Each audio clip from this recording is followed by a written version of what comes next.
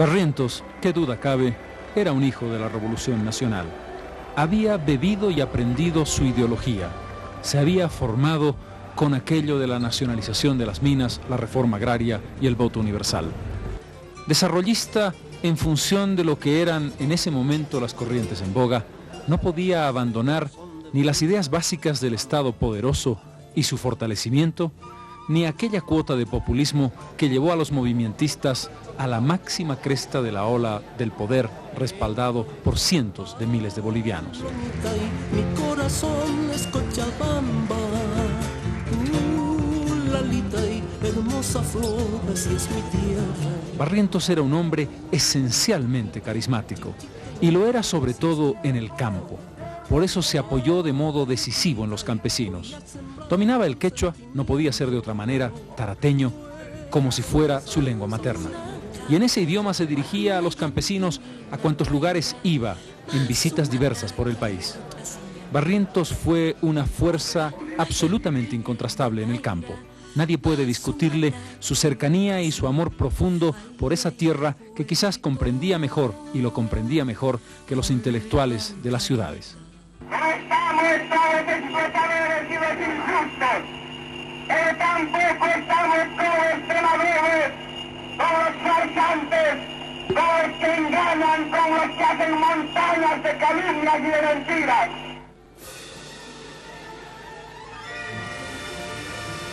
Era por tanto un hombre sin contraste posible. Su fuerza personal de vendaval lo arrastraba todo. Las Fuerzas Armadas, los civiles. Creó entonces el Frente de la Revolución Boliviana, FRB, con sus propias iniciales, René Barrientos. Allí estaban alineados sectores de la Vieja Rosca, el PIR. Lo habían apoyado incluso Hernán Siles Suazo, Juan Lechino Quendo, Walter Guevara Arce. La ruptura vino muy pronto en los dos primeros. Guevara lo apoyó por mucho tiempo todavía. Pequeños partidos sin destino, en fin, un conglomerado capaz de hacer una fuerza política que llegaría a las elecciones ciertamente con muchas posibilidades de éxito. Allí estaba, junto a él en la fórmula, un joven abogado. Se dio el caso de dos personalidades totalmente distintas, con formaciones muy marcadamente diferentes, una civil, la otra militar. La militar que inclina un poco al autoritarismo, al centralismo, y la civil con la edición mía de los destierros, etcétera, que me inclinaba más hacia el cumplimiento de la ley, la solidaridad. Proscritos Paz Estenssoro y Siles Suazo, el triunfo fue muy sencillo. Barrientos ganó con el 61% de los votos. Estaba en segundo lugar don Bernardino Bilbao Rioja, héroe de la Guerra del Chaco, representando a Falange Socialista Boliviana. Comenzaba un tiempo de una nueva hegemonía política.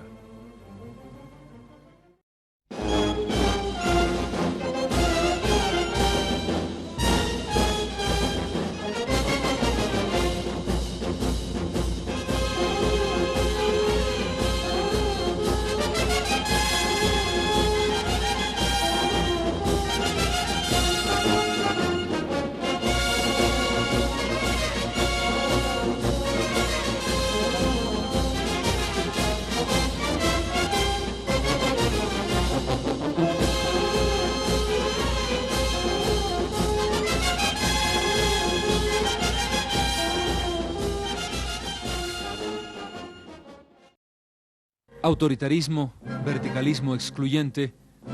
Se olvida, cuando se habla de estos 18 años, que hubo un periodo constitucional entre 1966 y 1969. La prueba más fehaciente de ello fue la aprobación el 2 de febrero de 1967 de la nueva Constitución Política del Estado. Ese Congreso, presidido por el vicepresidente Luis Adolfo Siles Salinas, estableció una nueva constitución con principios que reconocían las conquistas y logros sociales de 1952, la consolidación de un concepto de un Estado sólido y poderoso, los derechos y las garantías personales que la Constitución y por supuesto el sistema democrático consideran en respeto fundamental.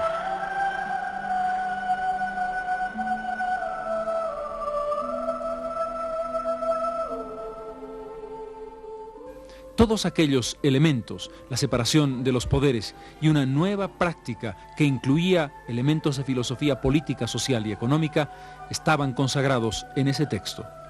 Aunque, hay que decirlo, el gobierno de Barrientos no se caracterizó, Ley de Seguridad del Estado mediante, Furmod y otras actitudes, por un respeto escrupuloso a los derechos humanos, precisamente.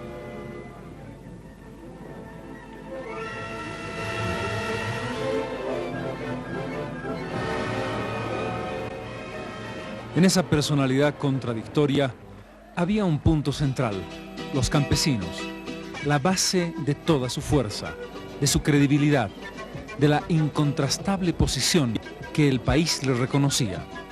Ese hombre que había descubierto un mecanismo extraordinario para unir el proceso revolucionario del 52 con la realidad predominantemente militar, el pacto militar campesino. Posible porque él era un hombre creíble entre los campesinos. Posible porque se había heredado la fuerza política del 52, pero con un ingrediente que no tuvo el presidente Paz Estenssoro: el carisma, la fuerza personal, el dominio del idioma que le permitía, con una tutuma de chicha en la mano, el brindar, el bailar, el charlar, como quien habla con un amigo cotidiano. Aquellos hombres sencillos que recibían las visitas en uno y otro y otro y otro lugar del país, que quizás nunca habían visto antes un presidente y que quizás nunca más lo volverían a ver en su vida, encontraban una realidad diversa. No era difícil. Prebendalismo, pequeños regalos, pelotas de fútbol, camisetas, dinero, eran suficientes para establecer un vínculo que por entonces era la cooptación y la captura para el futuro voto, que por cierto nunca llegó. Yo creo que es el que más se ha dedicado a la cuestión campesina, ¿no? Eso es indiscutible. Visitó todos los rincones del país, los recorrió en su totalidad, y tenía una angustia por el campesinado y vivía más con ellos que en las ciudades.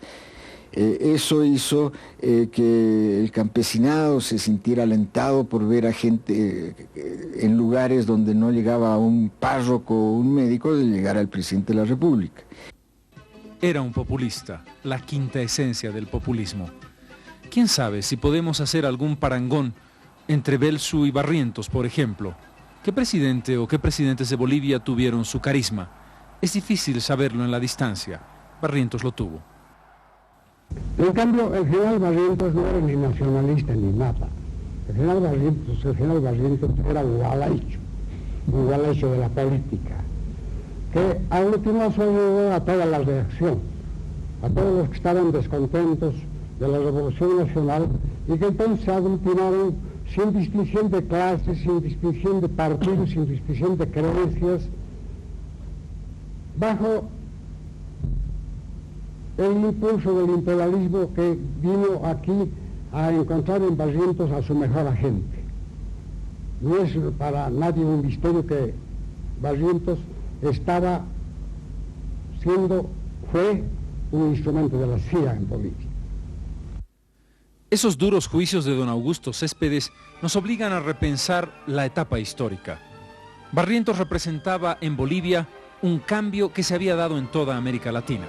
Tras la muerte de Kennedy, la hegemonía del Pentágono sobre el Departamento de Estado, la doctrina de seguridad nacional cuyo eje estaba en Panamá, el miedo pánico al comunismo y en particular al éxito de la Revolución Cubana, llevaron a un trasvase de la democracia a la dictadura, de la democracia al verticalismo en nuestro continente. Y efectivamente, Estados Unidos vio en el general René Barrientos una pieza segura. Se vería muy poco después en el caso del Che Guevara. Bolivia era una pieza más en el ajedrez que el imperio poderoso del norte jugaba en su patio trasero.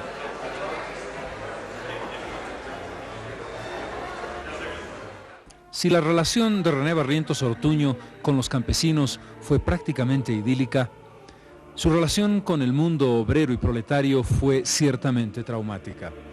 Ya en 1965, antes del gobierno constitucional, se decide la congelación de salarios, pero previamente la rebaja de los sueldos de los mineros.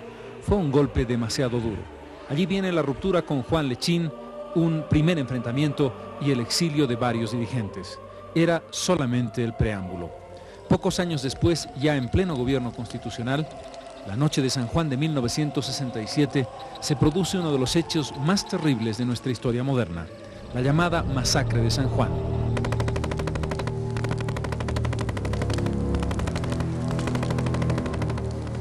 La excusa, un intento subversivo, un intento de apoyo a Ernesto Che Guevara, una mita para el mítico guerrillero. El resultado, más de 24 muertos y decenas de heridos. Las justificaciones, ciertamente ninguna.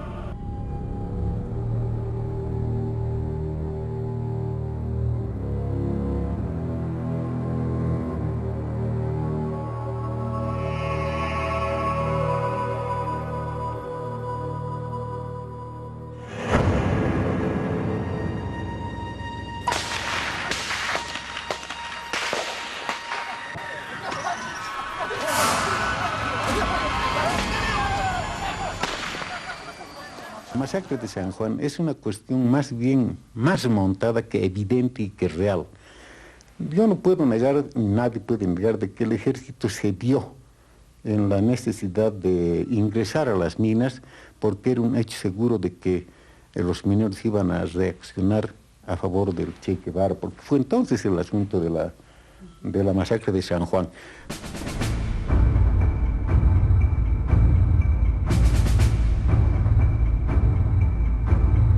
Pero la prueba de fuego del gobierno Barrientos fue sin duda la presencia de Ernesto Che Guevara en Bolivia. Nunca en nuestra historia el país había pasado a ser foco de atención mundial como en esta oportunidad. La guerrilla del Che, que se desarrolla entre 1966 y 1967, define el destino del gobierno de Barrientos y el destino de toda una generación. ¿Cuál era la postura de Bolivia ante esa presencia? Los sectores idealistas de la izquierda como un proceso de liberación. Los sectores de las Fuerzas Armadas y conservadores como una invasión. Hay que decirlo, Ernesto Guevara era un extranjero y el ejército cumplía su papel al defender la heredad nacional ante esa presencia. Pero sin duda no era una presencia cualquiera. Estaba manejada por ideales, por una visión de mundo que en ese momento intentaba establecer una nueva conciencia, un proceso de revolución, de cambio y de liberación nacional e internacional. Barrientos se enfrentó al Che Guevara con el coraje que lo caracterizaba, igual que el comandante establecía una postura de verdadero Quijote en lo que fue una aventura perdida desde el primer día. La idea cubana de exportar la revolución no funcionó. El desconocimiento de la realidad del campesinado boliviano fue parte de los errores.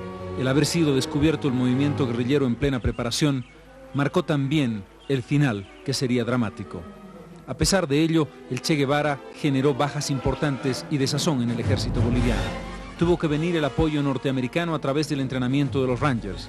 Tuvo que revertirse después de meses lo que era una ofensiva guerrillera que preocupaba al país. Pero el cerco se fue cerrando y el Che Guevara no tuvo otra opción que un combate final. Allí se le enfrentó el capitán Gary Prado Salmón. Eran los últimos momentos del Che, entre el 7 y el 9 de octubre. Precisamente el día 8 llega una decisión que se toma en la más alta cúpula del gobierno de Bolivia. La decisión se toma después de una reunión que sostienen el presidente Barrientos, el comandante en jefe, general Alfredo Obando, y el jefe del Estado Mayor General, Juan José Torres. Son los tres hombres que toman la determinación de la ejecución. Barrientos se enfrentó en esos días con el mundo entero, con Fidel Castro, por supuesto, con quien tuvo una dura polémica a propósito de esos momentos difíciles, con el presidente de Gaulle, que pedía por la vida del teórico revolucionario Regis Debray, con una opinión pública mundial sensibilizada por la izquierda que estaba en ese momento en plena subida. El ejército boliviano, sin embargo, obtuvo un éxito incuestionable. Por un lado quedan los ideales enterrados junto a ese condottiero del siglo XX, como se autocualificaba Ernesto Che Guevara. Por el otro, quienes defendían por una parte una constitucionalidad formalmente existente y la soberanía nacional en el sentido clásico de la interpretación del término.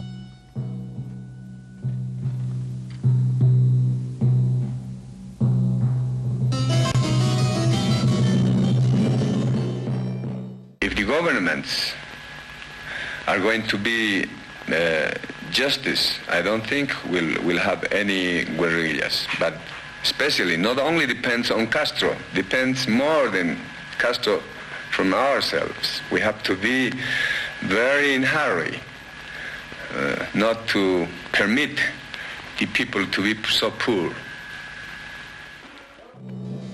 El gobierno de René Barrientos Ortuño reflejaba el desarrollismo de los años 60.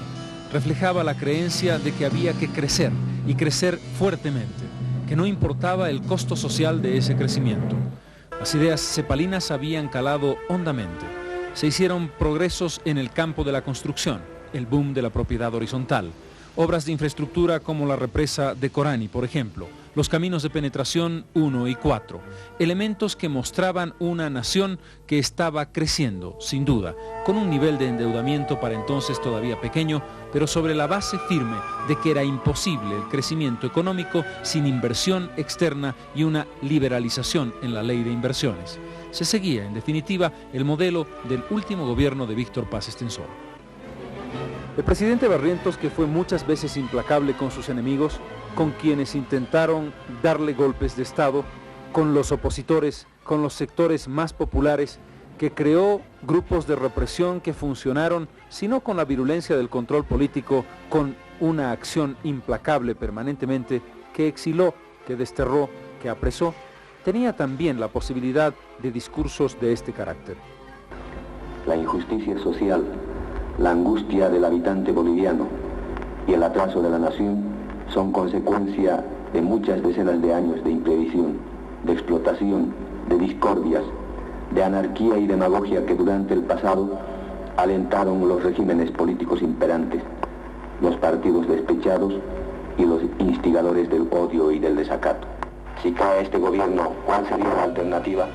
La cruel rosca, la misma que dominaba por el terror hasta el 4 de noviembre, otro peor como el castrista que eliminaría la libertad de culto y las otras libertades en un paredón, en las mazmorras o en el exilio de masas.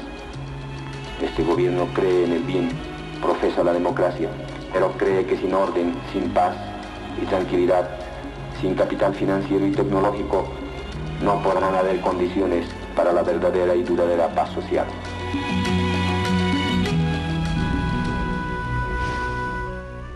El presidente Barrientos tenía debilidad por los discursos inflamados, llenos de adjetivos, de acusaciones y de admoniciones.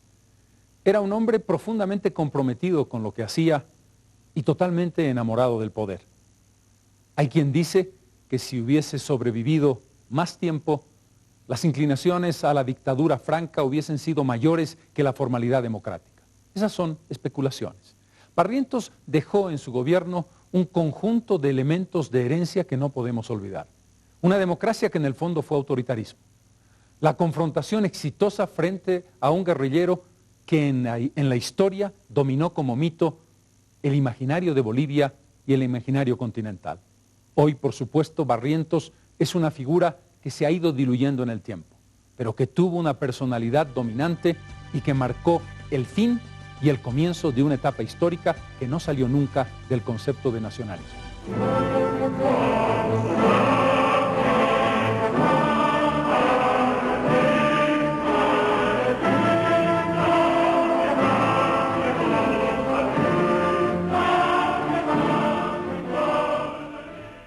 René Barrientos era un hombre valiente, temerario en realidad.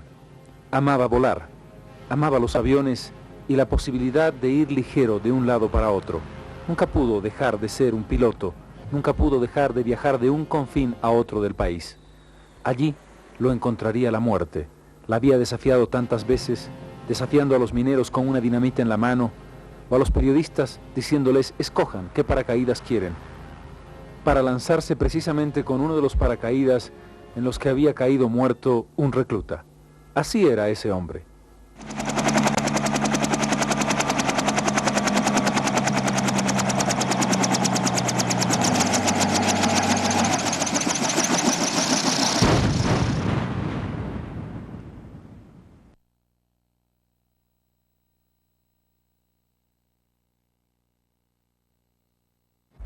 Aquí, en el lecho de este río, en un valle bastante amplio, a solo 1,5 kilómetros de Arque, terminó la vida del presidente Barrientos. Su helicóptero partió del lecho del río y se estrelló 200 metros arriba contra un cable, cayendo a tierra e incendiándose. Pereció el presidente y sus 2 acompañantes. Como único testimonio, esta cruz de metal, que está hecha sobre la base de las rieles del tren muy próximo, que está oxidada. Originalmente tenía un color blanco. No hay una sola flor, no hay una sola leyenda ni una placa que recuerde ni al personaje ni al acontecimiento. Fue el 27 de abril de 1969. Arque es un pequeño pueblo, bucólico, con hermosos y gigantescos árboles, con una población tranquila que se vio alborotada esa mañana con la llegada del helicóptero que había hecho tantos viajes. Este fue su último viaje, el que llevó a Barrientos a la eternidad.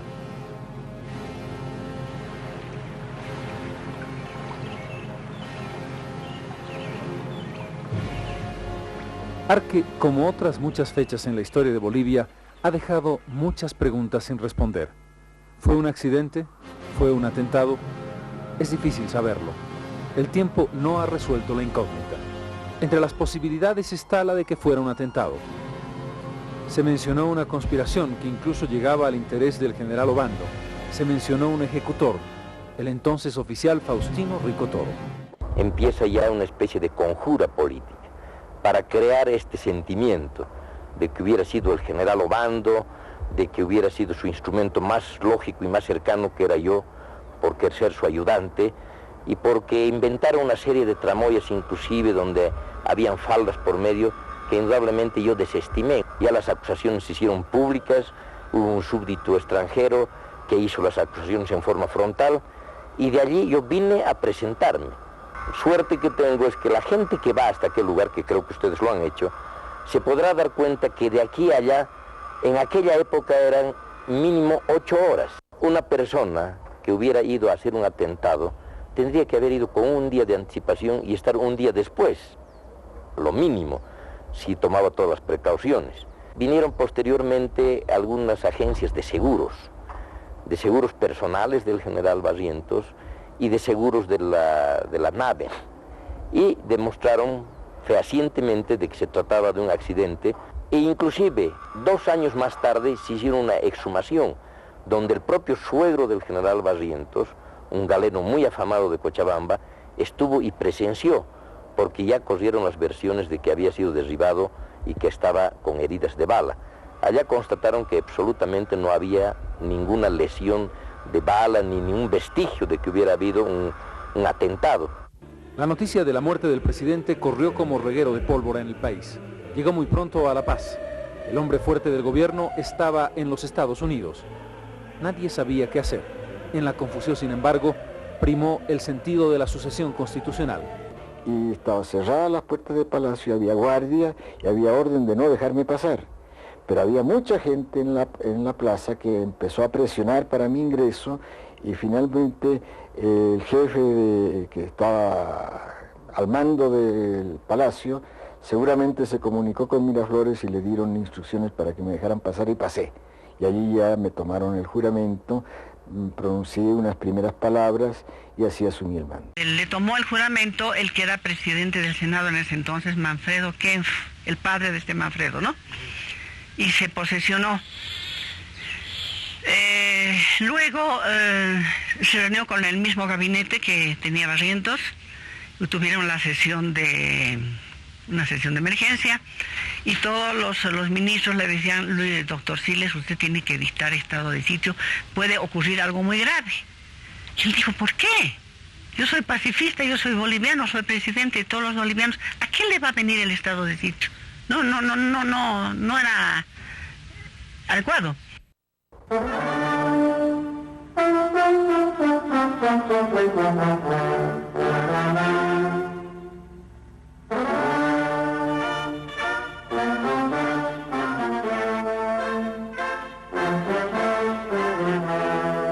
Muy pocas veces, quizás nunca, en la historia de Bolivia, la muerte de un presidente había causado tanto estupor, tanta pena y tanto fervor popular. Nadie puede negar, ni aquel que denoste más la figura de René Barrientos, que las multitudes que se volcaron a recibir el féretro, primero en La Paz y después en Cochabamba, no se habían visto por años en el entierro de un primer mandatario.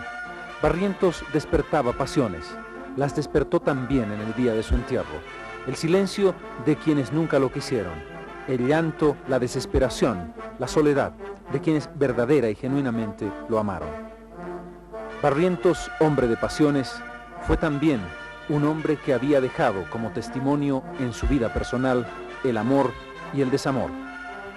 Carmen Porro primero, en su juventud. Marta Cuéllar después. Rosmery Galindo, amores prácticamente simultáneos. Katia Rivas, que dice públicamente después de la muerte que era también parte de su vida. 10 hijos dejó el general Barrientos y más de 50 adoptados. La presencia y el testimonio emocional tuvo mucho que ver en su vida. Su generosidad, me acuerdo mucho que él se acordaba siempre del nombre de las personas, o sea, en una reunión muy grande donde conocí un montón de gente, por ahí se acordaba que alguien le había pedido un favor, que tenía un problema, cualquier cosa, se acordaba del nombre y del problema que esa persona tenía, como si lo hubiera visto siempre, ¿no? ¿Cómo te llamaba? Gorda.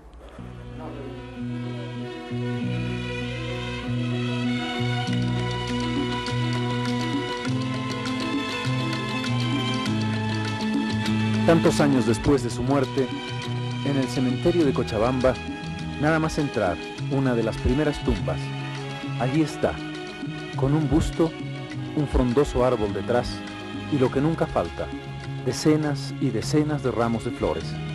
Todos los días, anónimos bolivianos van dejando su ramo como testimonio de homenaje al general René Barrientos Ortuño. Siempre flores frescas, decenas y decenas de flores.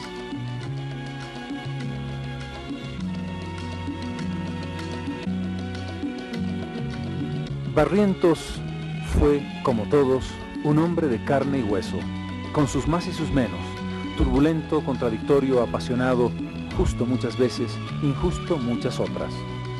No fue, como hubiese querido don Fernando Díez de Medina, ese hombre casi estatua, un mito, un recuerdo, algo perfecto. Ciertamente no. René Barrientos Ortuño reflejaba la patria contradictoria. Había venido del nacionalismo revolucionario y devino en un populismo muy particular. Amó a los campesinos y tuvo un serio encono con los obreros y los mineros. Dejó muchos recuerdos. Barrientos es una página de nuestra historia, la mezcla del autoritarismo, de la dictadura y la democracia. Fue todas esas cosas contradictorias de las que habla René Zabaleta en su interpretación de nuestra historia contemporánea. Ese es el hombre al que hemos querido acercarnos. Simplemente eso, un hombre de carne y hueso.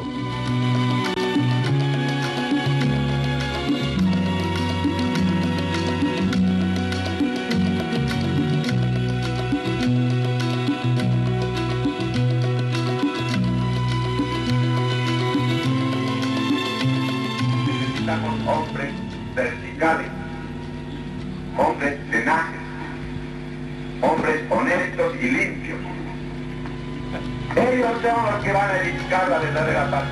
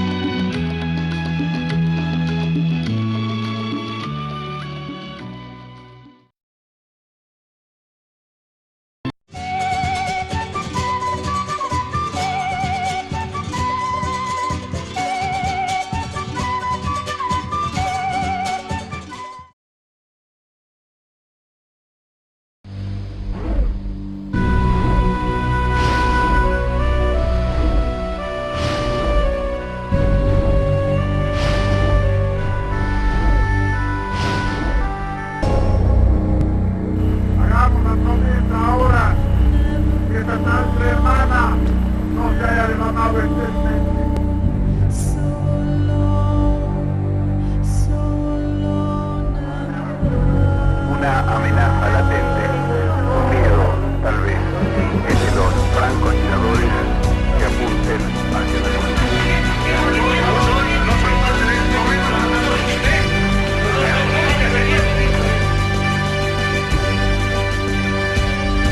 El general García Meza no es un cobarde, y eso lo saben todos.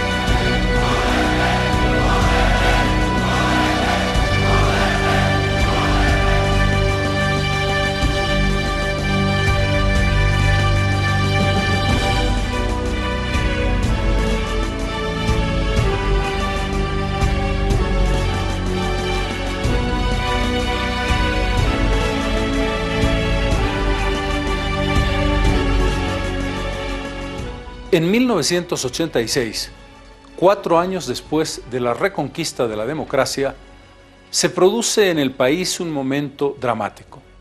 Todos lo conocimos como la Marcha por la Vida. Vino poco después de que el presidente Paz Estenssoro tuviera que decretar el 21060, que marcaba un giro en la política económica global del país. La Marcha por la Vida responde al grito desesperado de los trabajadores mineros que quieren evitar el cierre o por lo menos la dramática reducción de Comibol, la Corporación Minera de Bolivia.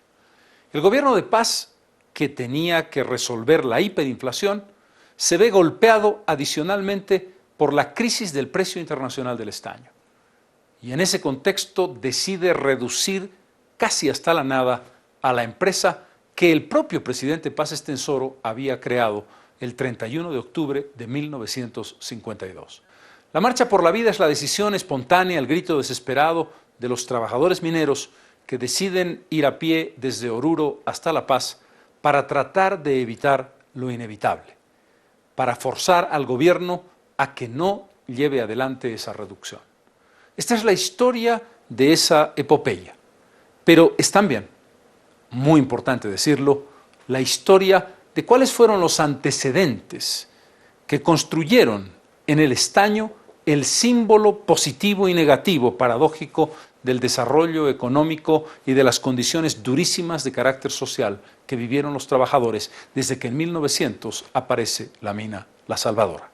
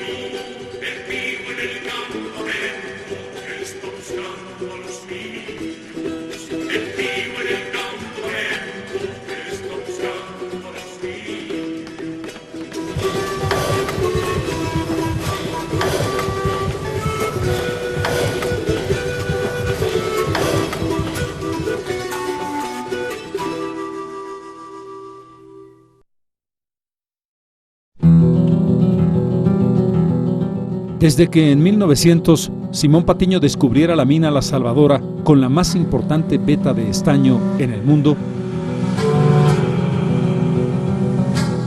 el país se ligó a este metal.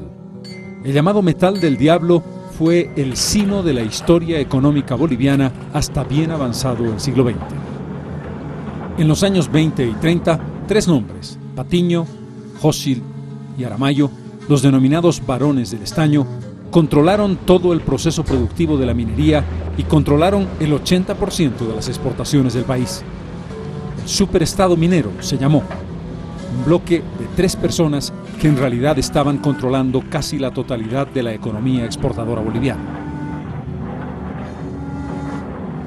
El movimiento nacionalista revolucionario, que triunfa finalmente en la Revolución de 1952, culminará con un largo camino de partidos marxistas, nacionalistas y aún fascistas que buscaban la nacionalización de los minerales como uno de los grandes logros históricos que Bolivia tenía que conseguir. Cuando el 15 de abril de 1952 Paz Estenssoro asume la presidencia de la República, una de sus tareas será sin duda estudiar la nacionalización de las minas, un proceso que va desde abril de ese año hasta el 31 de octubre de 1952. La medida de entonces, la nacionalización de las minas, se consideró la más importante de todas las que asumía el Estado boliviano. La historia definiría otros derroteros y mostró, por ejemplo, que la reforma agraria fue sin duda la medida fundamental de la Revolución del 52. Pero ¿quién podría olvidar ese momento histórico en el que Paz Estenssoro y Juan Lechín firman la nacionalización y establecen la propiedad minera para el Estado?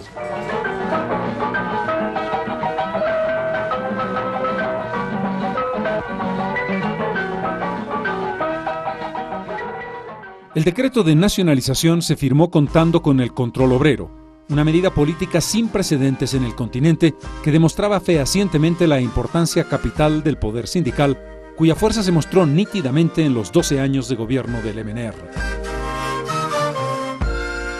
La nacionalización revertía al Estado todos los bienes, yacimientos e instalaciones de las tres grandes empresas, Patiño, Hochschild y Aramayo. Para la administración de las minas se creó la Corporación Minera de Bolivia, Comibol, que comenzó su gestión con graves desventajas, escaso capital de operación y sobre todo maquinaria ya obsoleta y muchas vetas en franco descenso de producción o simplemente agotadas. La consecuencia lógica fue un altísimo costo de producción que hacía poco competitiva la exportación estañífera de Bolivia. Simultáneamente, los precios bajaron considerablemente en la primera mitad de los años 50, lo que determinó una gran disminución de la producción que descendió de 26.000 toneladas a menos de 23.000 en 1956. Hasta el año 64, la producción pasó de 32.000 a 24.000.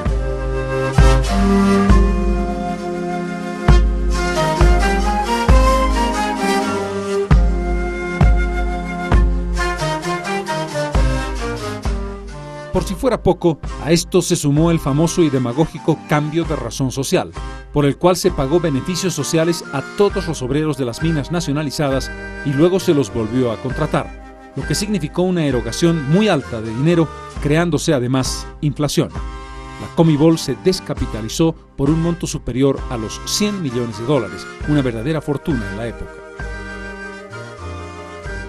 Pero el control de la minería por parte del Estado evitó la desmedida fuga de divisas y permitió recuperar el beneficio total de la producción para el país. Lo que no se hizo, y fue un gran error, es la creación inmediata de hornos de fundición que tardaron hasta la década de los años 70 en hacerse realidad. Fueron años complejos porque había inexperiencia administrativa por una parte y forzosa aquiescencia a las presiones sindicales por la otra, que determinaron un alto nivel de burocratización, un incremento excesivo de trabajadores y funcionarios, especialmente en Exterior Mina. Además, el gobierno de la Revolución tuvo que pagar más de $21 millones en indemnización a los llamados varones del estaño. Pero sin ninguna duda, la nacionalización, que representó ingresos directos para el Estado, permitió el comienzo de la diversificación económica, la inversión en ingenios azucareros y sobre todo la transferencia de fondos que permitieron una fuerte inyección de dinero a yacimientos petrolíferos fiscales bolivianos. Esto dio lugar a que Bolivia se autoabasteciera de petróleo y pudiera exportar algunas cantidades. En el segundo gobierno de Víctor Paz Estenssoro, la situación de la minería era sin embargo crítica, a tal punto que se tuvo que establecer el llamado Plan Triangular. El nombre tuvo que ver con el apoyo de tres pilares: el gobierno de Alemania, el gobierno de los Estados Unidos y el Banco Interamericano de Desarrollo, que intentaron la recuperación por mayor eficiencia, tecnificación y solución de problemas de déficit crónicos en el ámbito de la propia Comibol. A pesar de todo, en las décadas de los años 50, 60, 70 y comienzos de los 80, Bolivia tuvo en la producción de minerales su principal ingreso de divisas. En ese escenario, sin duda, El mejor momento de los precios internacionales de los minerales en el siglo XX se dio en la primera mitad de los años 70, en plena dictadura de Hugo Banzer Suárez. Allí, el estaño llegó a venderse a $8.50 la libra fina. Fue el último momento antes de la gran crisis que enfrentaría el presidente Paz Estenssoro. En consecuencia, el estaño fue el motor de las exportaciones y la base de estas hasta el surgimiento del gas, que precisamente en el gobierno de la Unidad Democrática y Popular se convirtió por primera vez en la historia del país en una materia prima que ingresaba más dólares que lo que ingresaba el país por la exportación de minerales.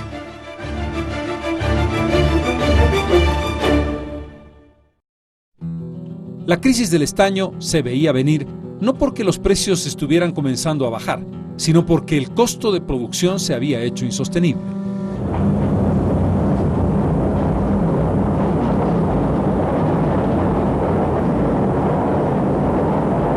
El gobierno empezó a perder sistemáticamente y cuando vino la crisis económica casi terminal de la Unidad Democrática y Popular, simple y sencillamente estaba gastando 4 o 5 veces más en producir que lo que recibía por exportar.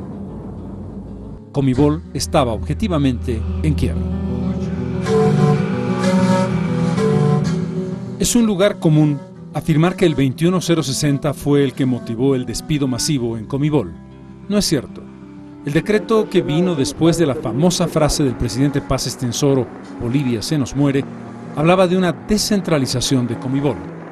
Lo que ocurrió es que 2 meses después del decreto, en octubre de 1985, los precios internacionales del estaño se desplomaron a tal punto de que carecían de cotización en el mercado internacional de metales de Londres. Esta situación dramática se mantuvo hasta marzo del año 1986 y cuando volvieron a aparecer sus cotizaciones, estas estaban por debajo de los $2. Simple y sencillamente era imposible continuar con una producción con el costo que a Bolivia le demandaba cada libra fina de estaño. Fue en consecuencia la caída del mercado internacional del estaño la que obligó a Paz Estenssoro al famoso tema de la relocalización. Y una de las caracterizaciones evidentes, reales de ese momento, estaba precisamente en Comibol, donde la empresa estatal minera había generado un déficit únicamente en los años 84 y 85 de $650 millones. Esta empresa tiene mucha vida. Con una rehabilitación, con una buena planta, esta mina rinde todavía, se da buenas divisas todavía. Pero el gobierno no piensa en rehabilitar, no piensa en mejorar la empresa, ¿no? Creo que es un problema político que el gobierno tiene contra los mineros. A ellos no les interesa que el estaño que producimos con un costo promedio de $10 la libra fina se venda en el mercado internacional a $2.48. No se preguntan, ni está en sus cálculos, quién paga la diferencia. Por eso salimos a la lucha las mujeres mineras y siempre hemos salido y ahora más que nunca, compañeros, ya hemos dicho, morir antes de pie que morir de hambre, compañeras, tenemos que combatir, ahora o nunca, compañeras. En un periodo muy corto, de los 27.000 trabajadores que tenía la empresa, se disminuyeron 20.000. Un despido masivo, brutal, el mayor, más importante y con mayores consecuencias sociales que se haya producido en la historia de las empresas públicas bolivianas. Es el momento más dramático y de inflexión no solamente para la economía del país, sino también para el destino del movimiento social y sindical bolivianos.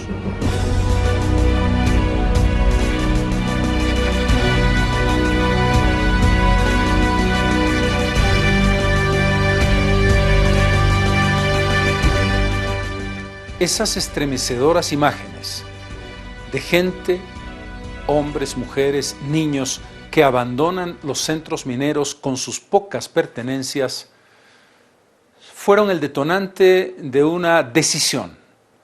Los trabajadores, las amas de casa mineras, el conjunto de la estructura sindical, la Federación Sindical de Trabajadores Mineros, todos toman la decisión de resistir.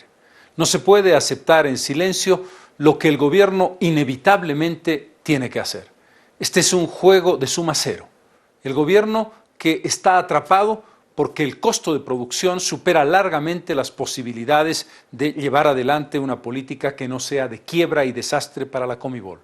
Los trabajadores que ven que sus fuentes de trabajo desaparecen y que el hambre y la miseria se apodera de ellos. Por esa razón, desde todos los centros mineros del país se congregan en diferentes medios, lo verán ustedes en las imágenes, hacia Oruro para allí reunirse y tomar una decisión.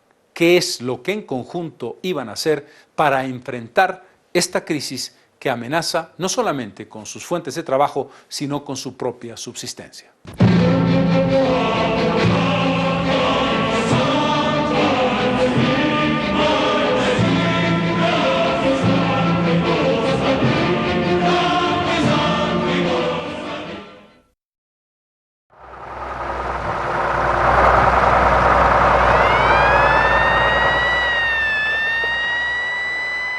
Esta es la historia de siempre.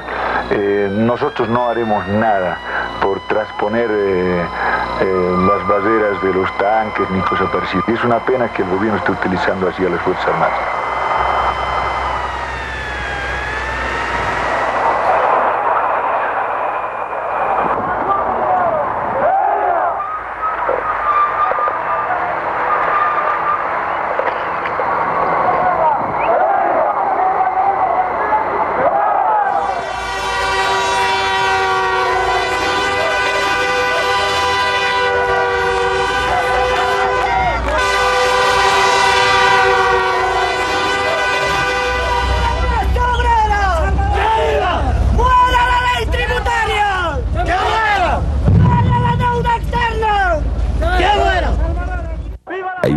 En la noche en la ciudad de Oruro, después de una gigantesca manifestación en esa ciudad que en realidad es un gran distrito minero, y se resuelve casi espontáneamente porque el minero es creativo, es tremendamente lúcido e imaginativo.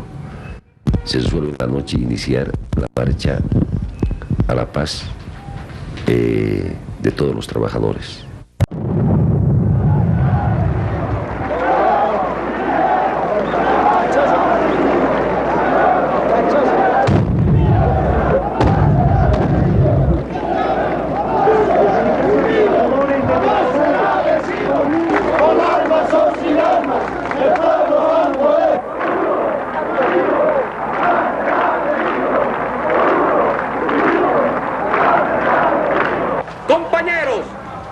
Momentos tan duros para nosotros y nuestras familias, tenemos la necesidad de hacernos sentir y expresar nuestros problemas cara a cara con el gobierno.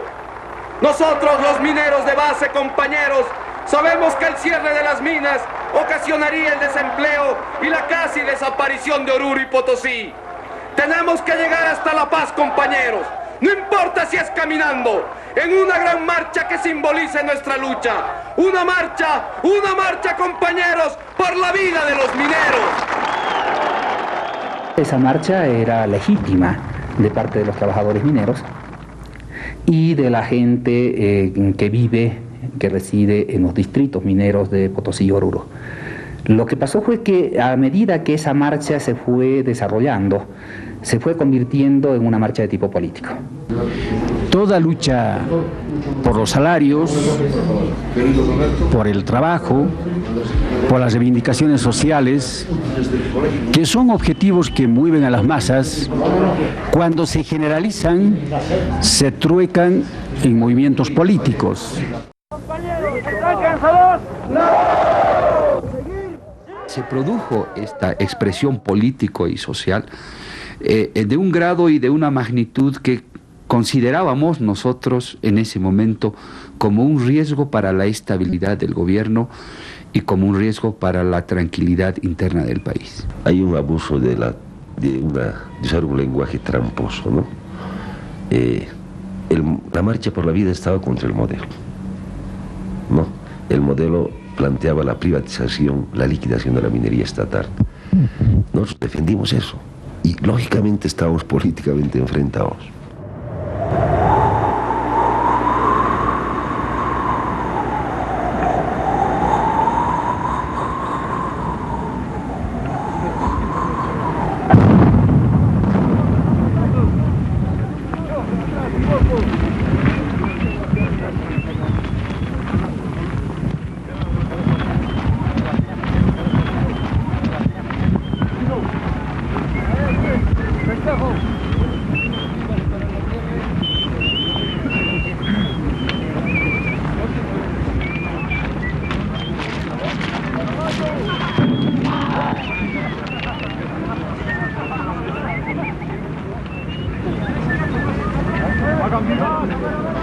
Compañeros, ¡viva el sindicato de Catavi! ¡Viva! ¡Muere el gobierno Andreador! ¡Viva! ¡Viva la marcha por la vida! ¡Viva! ¡Viva el Salvador de Baluni! ¡Viva! ¡Muere el Fondo Monetario Internacional! ¡Viva!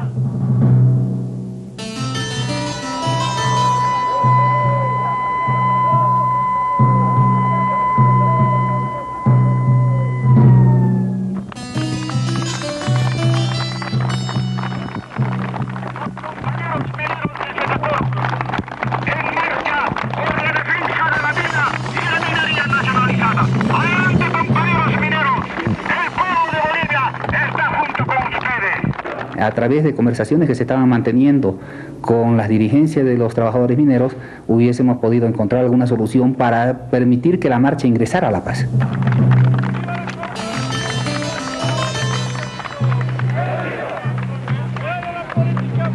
Hubo una intención del gobierno fundamental de llegar a un acuerdo mediante el diálogo. Es más, durante toda la marcha se permaneció o se sostuvo permanente diálogo.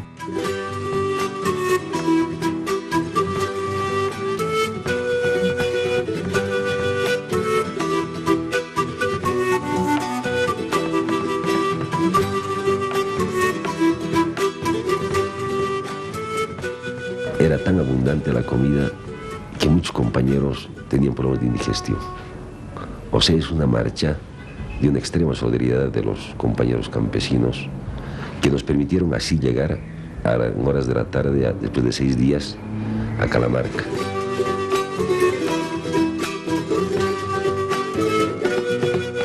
Había gente embriagada entre los dirigentes, los marchistas, porque se había llegado al extremo de llevarles bebidas alcohólicas para que ellos pudieran consumirla. Ahora la marcha, mira, es bastante sacrificada, es bastante triste y lamentablemente el gobierno no se hace doler el corazón. ¿Cómo es posible que a los obreros les ha de quitar sus fuentes de trabajo? Este gobierno está vendido completamente al Fondo Monetario Internacional y por lo tanto a él le interesa muy poco. Yo considero que una democracia sin métodos, sin armas de defensa, es una democracia desválida.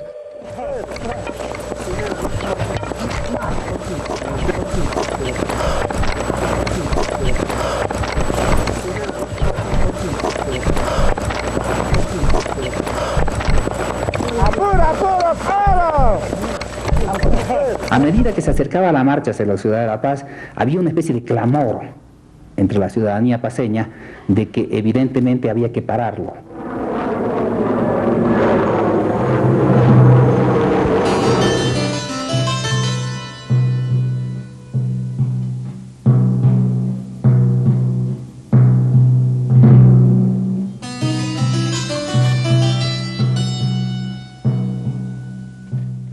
Todo el mundo se levantó a las 4 de la mañana. Cuando estamos reuniéndonos para comenzar la marcha, se prenden los focos de los carros de asalto del ejército, súbitamente, y nos damos cuenta que estamos rodeados por las tropas del ejército.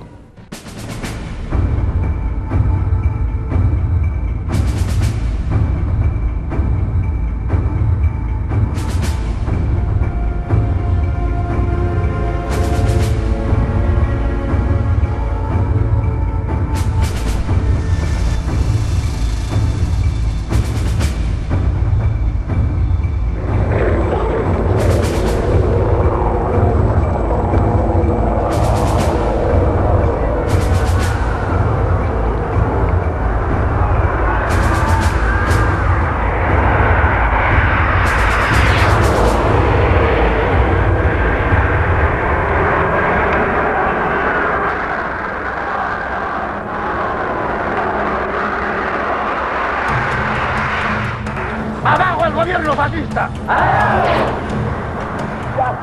Venimos la conferencia episcopal, el Consejo Permanente y el Arzobispo de La Paz en un problema humano, llevando medicinas, alimentos y agua para esa gente que no tiene nada. No es manera de proceder esta. Es la violación más profunda de derechos humanos, el derecho a la vida.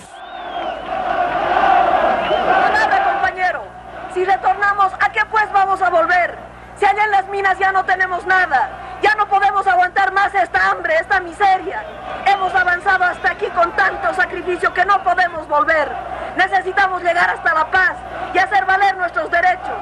Queremos que nos dejen pasar, queremos el diálogo con el gobierno, porque volver es perder todo. Estamos diciendo que la Federación de Mineros no quiere, bajo ningún punto de vista, que ahora se derrame sangre de ninguna compañera, de ningún compañero. Porque no nos van a dejar pasar todos los secretarios generales de los sindicatos. Hemos resuelto negociar nuestro despliegue en orden a nuestros propios distritos mineros.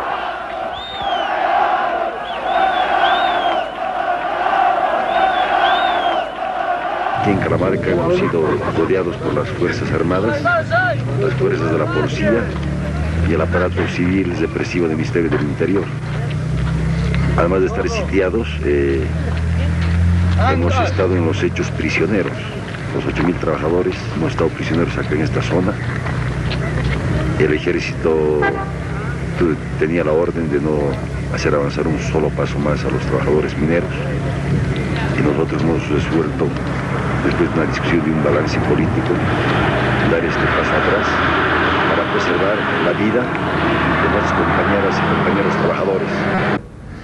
Y el que habla, juntamente con los compañeros de ellos, dijimos: nosotros vamos a encabezar el romper el cerco. Eso significa que no sabemos cuántos compañeros han de morir. El operativo que se ha realizado en el altiplano ha sido un operativo de disuasión, sin ninguna características de violencia.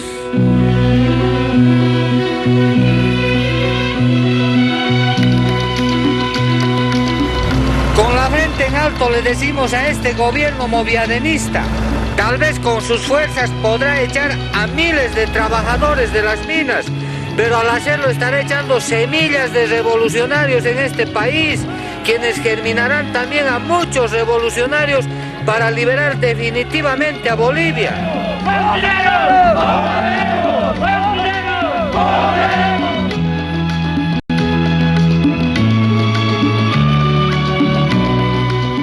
Bolivia ha vivido desde la reconquista de la democracia momentos de muy fuerte tensión social. El punto más dramático, octubre del año 2003, casi 70 muertos. Pero el 29 de agosto de 1986, en Calamarca, cuando una gran parte del ejército y miles de mineros estaban enfrentados, se pudo, con una sola chispa, con una sola decisión equivocada, haber producido un verdadero baño de sangre. Allí, hay que reconocerlo, tanto los dirigentes mineros, estaban Filemón Escobar, estaba Simón Reyes, y el gobierno del presidente Paz Estenssoro actuaron con serenidad. Se podrá juzgar de cualquier modo a los dirigentes, se podrá opinar cualquier cosa sobre si era pertinente o no el negociar y volver a las minas. Pero después de lo que vimos con el paso de los años, es indiscutible que los dirigentes de la Federación de Mineros tomaron una decisión para preservar la vida. Y el gobierno llevó la presión hasta un límite que no fue el del uso de las armas, que después estallaron tantas veces a lo largo de nuestra historia.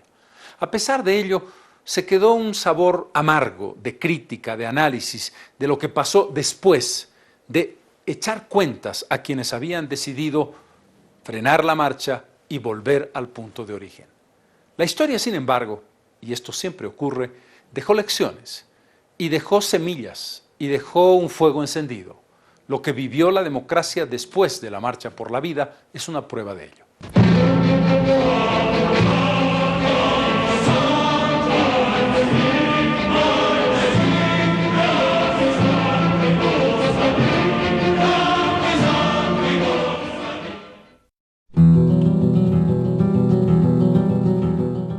Una gran amargura había quedado en los mineros que no pudieron llegar a la paz y tuvieron que volver a las minas.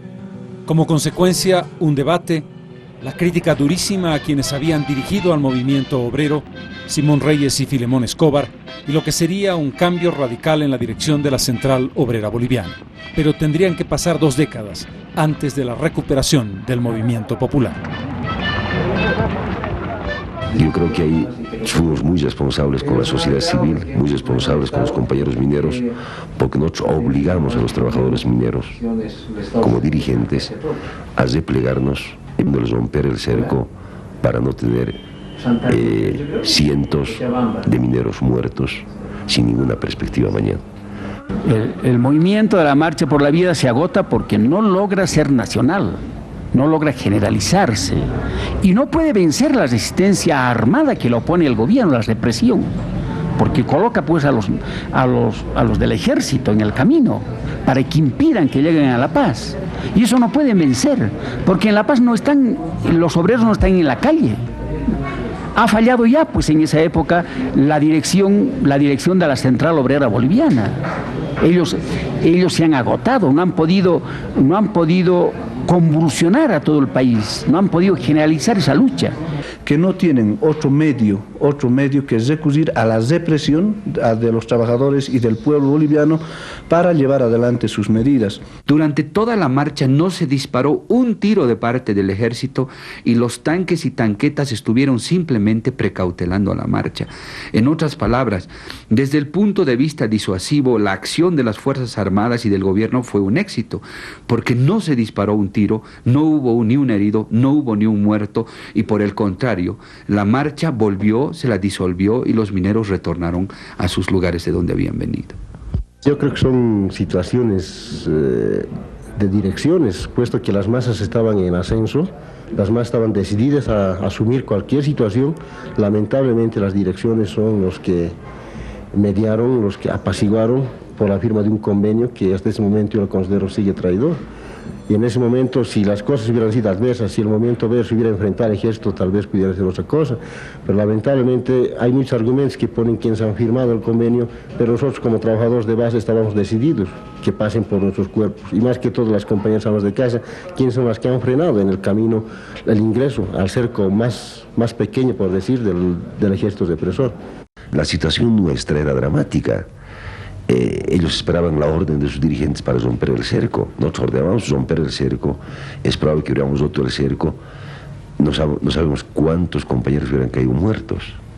Este es el primer enfrentamiento con una realidad que no te imaginas cuando estás en la lucha social. Hay un momento en que en tus manos está la vida de la gente, y eso fue el drama que nosotros vivimos. Y cuando tomamos la decisión de ordenar ese pliegue, no es que la gente nos aplaudió, la gente nos escupió en la cara, nos intentaron colgarnos los compañeros mineros y nos dijeron: ustedes nos están traicionando, no queremos aquí pelear, ¿y por qué no nos dejan pelear? La suma total fue 23.000 mineros delocalizados. Eso ya para la historia del movimiento social, ¿acaso era preferible el enfrentamiento militar?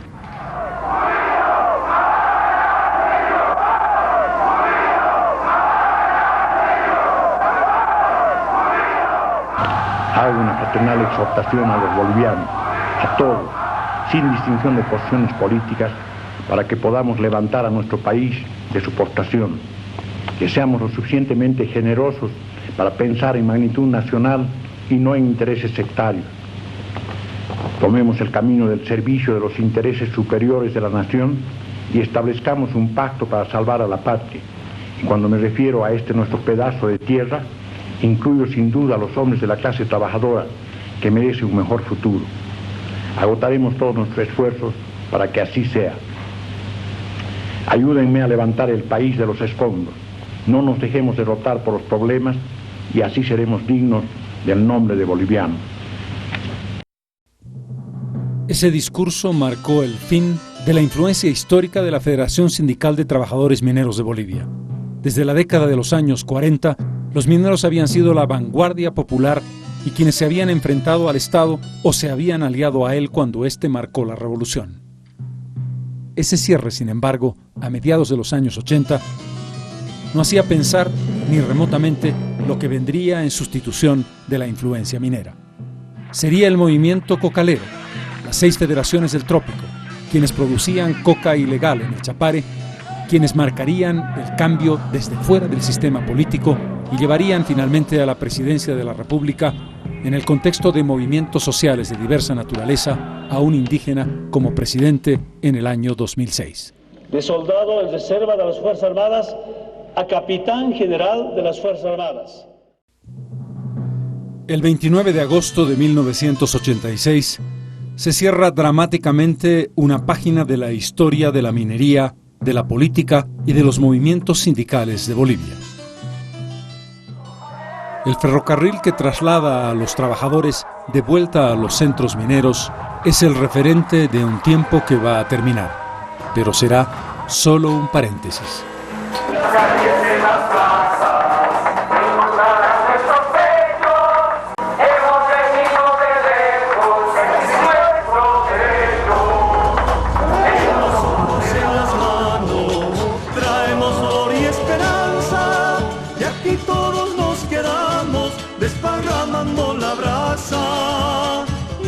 Todos nos quedamos desparramando la brasa. Ahora me voy y en mi pecho todos juntos, compañeros, los mineros volveremos. Todos juntos, compañeros, los mineros volveremos.